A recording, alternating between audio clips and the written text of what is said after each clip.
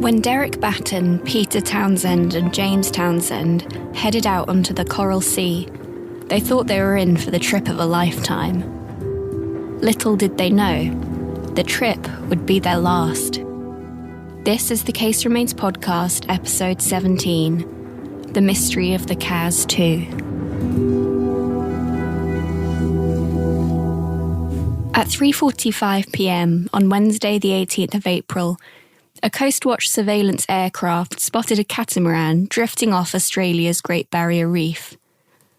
The officer on board the aircraft noticed that the headsail was torn and the mainsail was damaged, but was unable to make any contact with the boat because the radio was broken. Despite the damage, the boat was travelling east, so it seemed unlikely that the vessel was in distress. But after flying over the boat a number of times, the officer couldn't see anyone on board. The owner of the boat was Derek Batten, aged 56. Known by his friends and family as Des, he had been married to his wife Jennifer for almost 30 years, and together they shared 2 sons who were both in their 20s.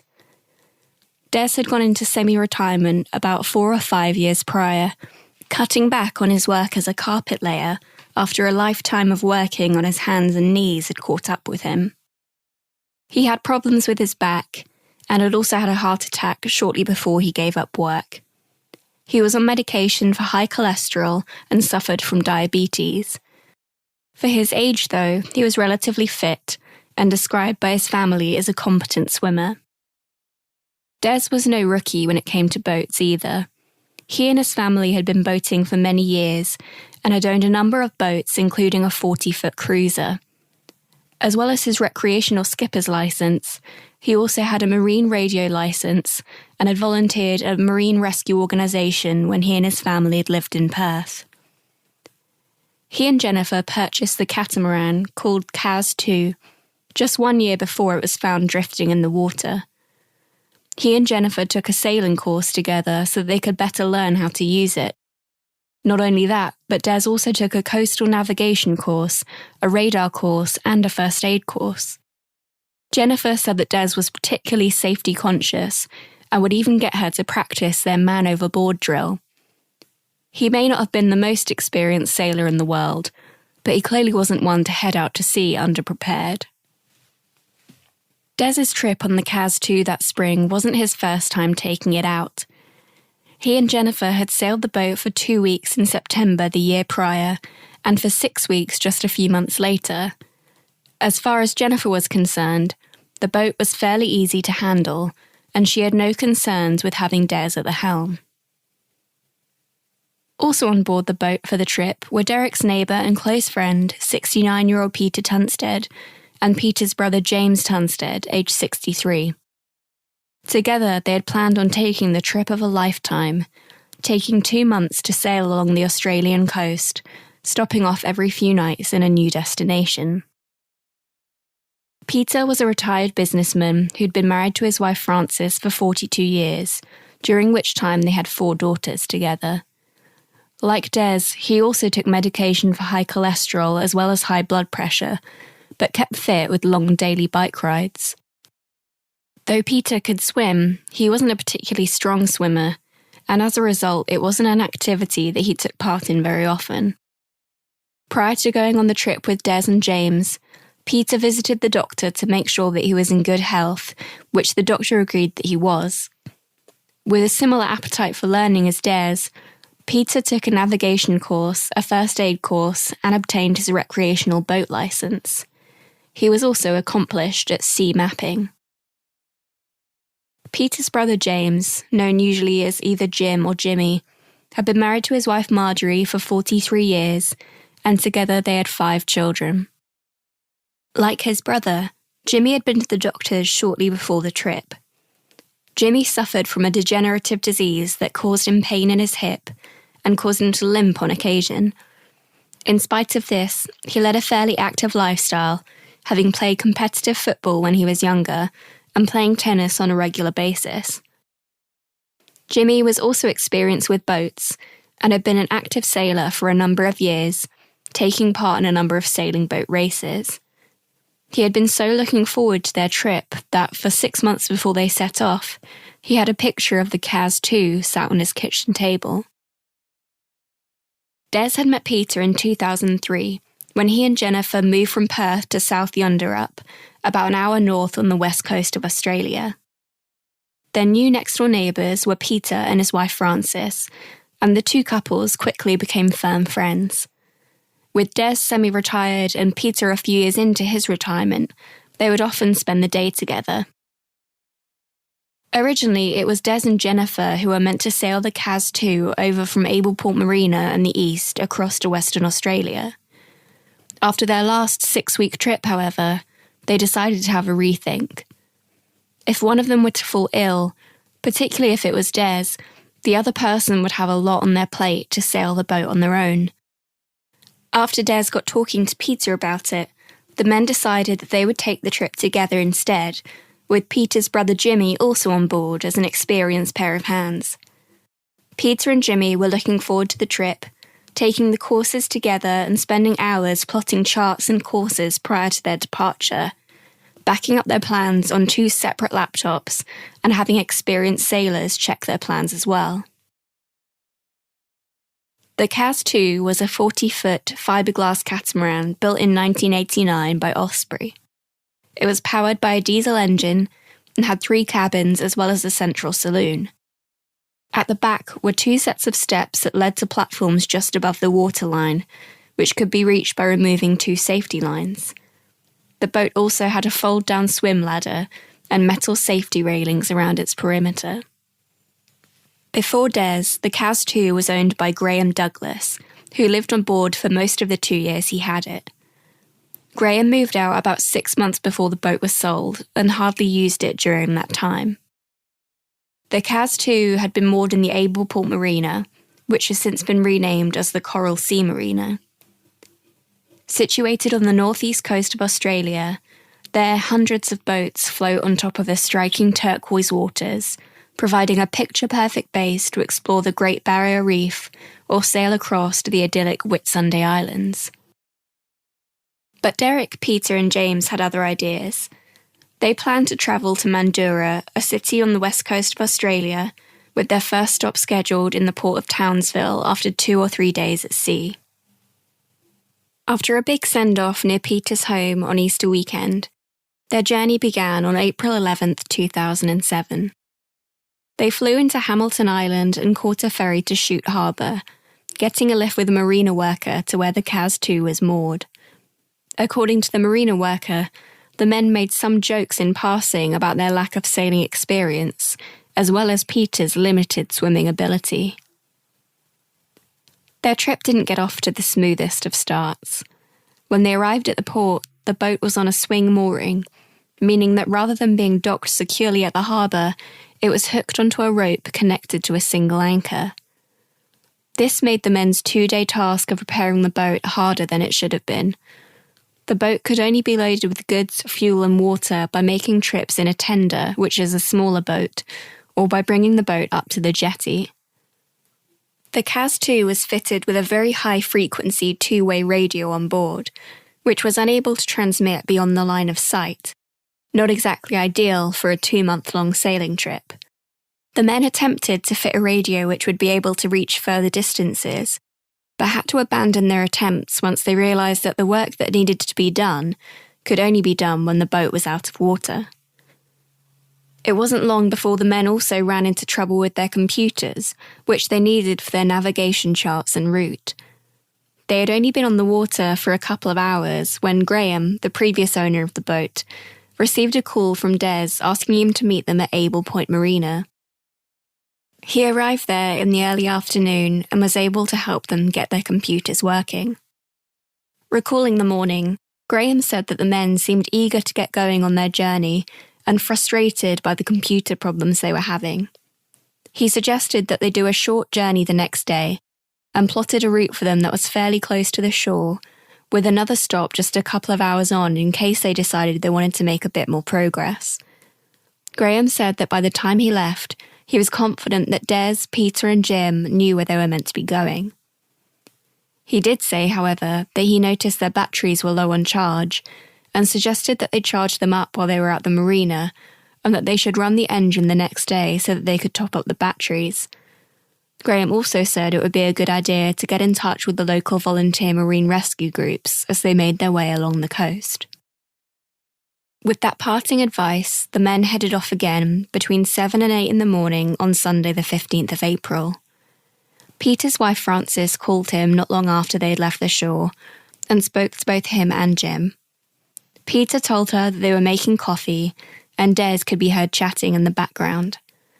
Frances said that they were in good spirits and said that everything was going well. As she hung up the phone, she could never have guessed that it would be the last time she would ever speak to her husband. That same day, the Kaz II was found empty, about 88 miles away from the port of Townsville, where Des, Peter and Jim had planned their first stop.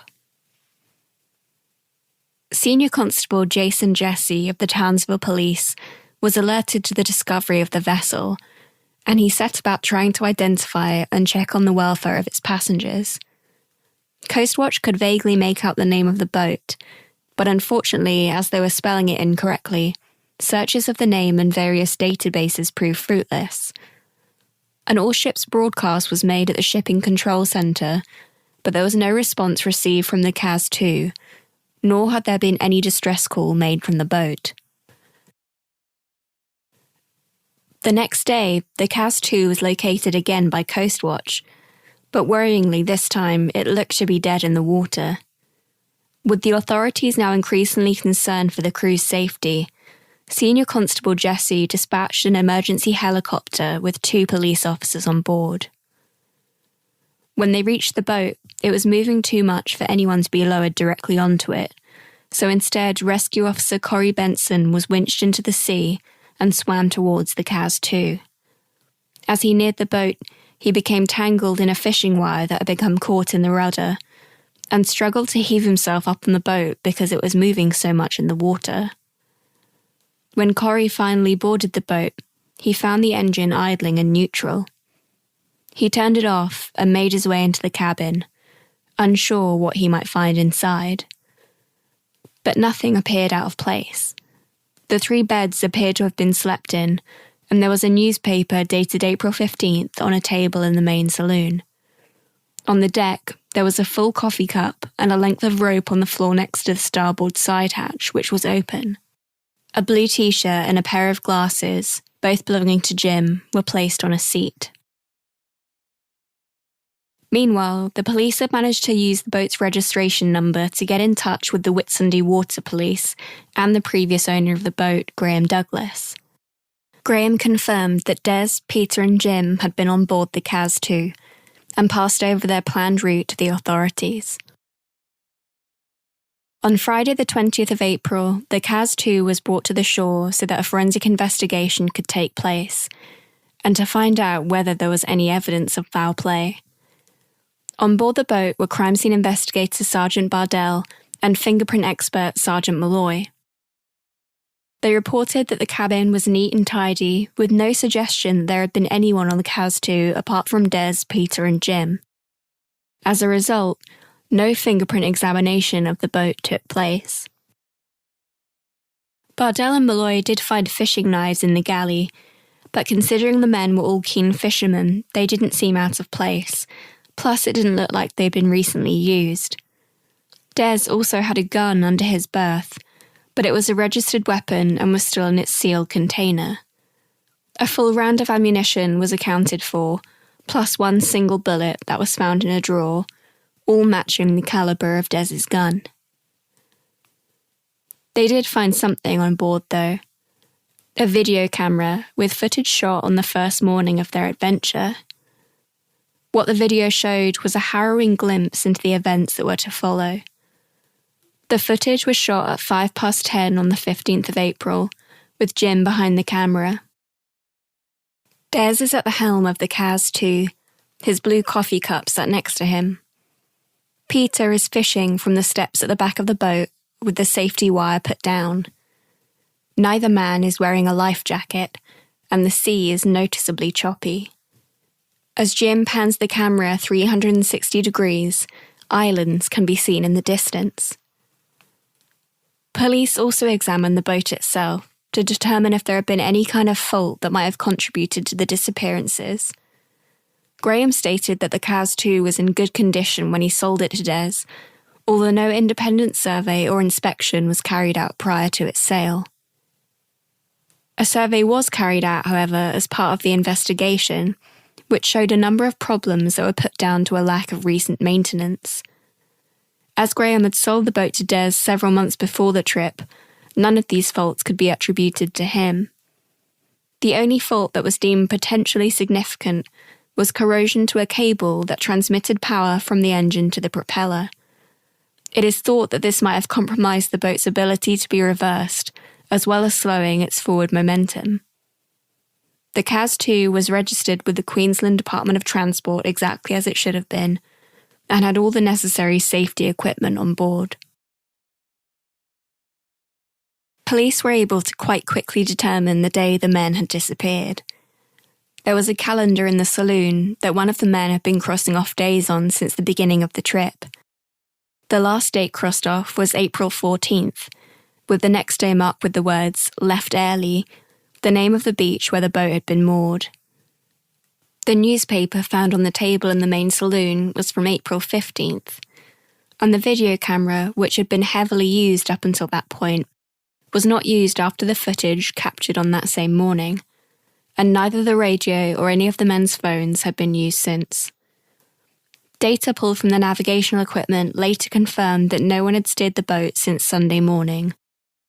It looked as though the men had vanished from the boat on the very same morning their trip had begun.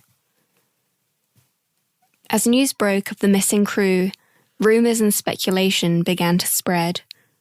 False reports of the boat being found with a table full of untouched food gave the case an eerie quality, drawing comparisons to the mysterious Mary Celeste. It seemed that something strange had to have happened. The boat's fenders had been found over the side, leading some people to believe that perhaps they had been attacked by the crew of another ship.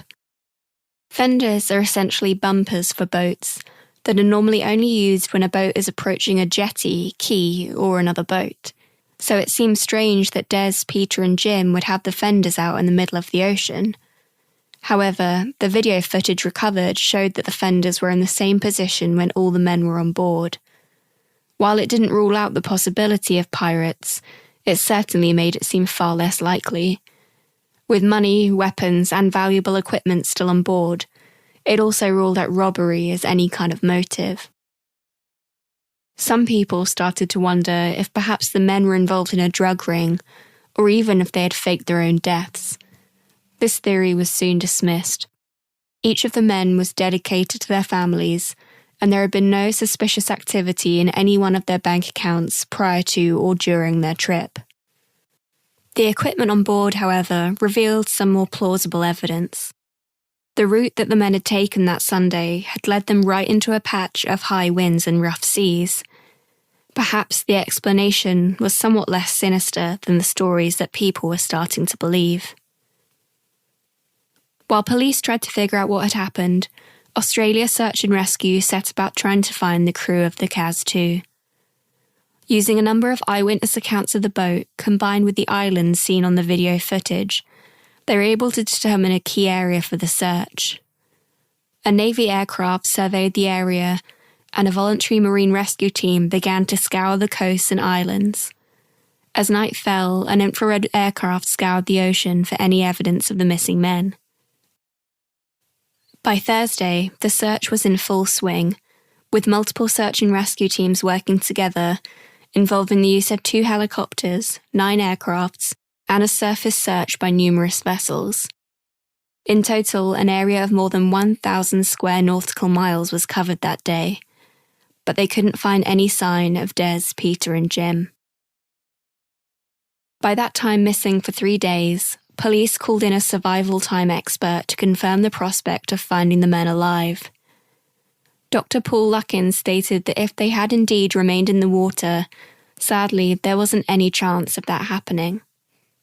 The search went on for another day, in the hopes that the men may have reached dry land, but when nothing was found by 4 p.m, it was finally called off.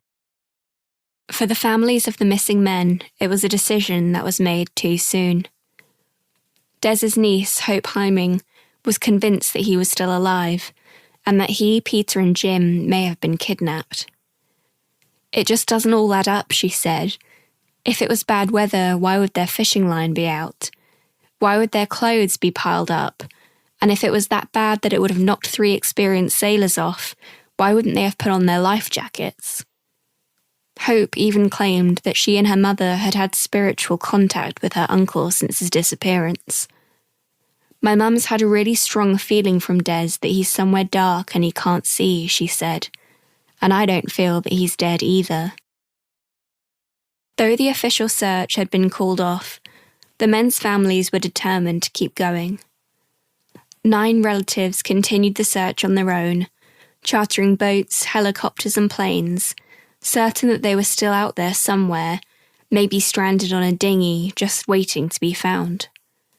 But as days turned to weeks, sadly they eventually had to accept that Des, Peter and Jim weren't going to be coming home. An inquest was set for the 8th of August 2008. State Coroner Michael Barnes considered the evidence from the video recording, eyewitness statements and the evidence from the boat before reaching a likely conclusion as to what became of Des, Peter and Jim. His version of events is as follows. At 10:05 in the morning on Sunday 15th of April, everything was going well.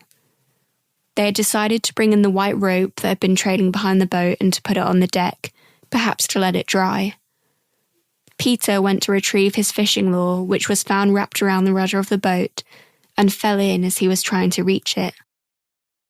Jim took off his t-shirt and glasses, which were found on the back seat, and jumped in to try and help his brother. Des started the motor and tried to drop the sail so he could turn around and get Peter and Jim out of the water.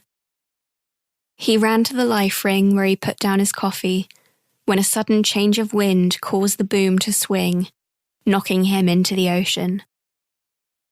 In choppy seas and with 15-knot winds, the boat would have been out of their reach within seconds, leaving them stranded in the water while the Kaz II vanished into the distance. In his closing comments, Coroner Michael Barnes stated, "It might be that this is a case that truly deserves the appellation misadventure, or even freak accident."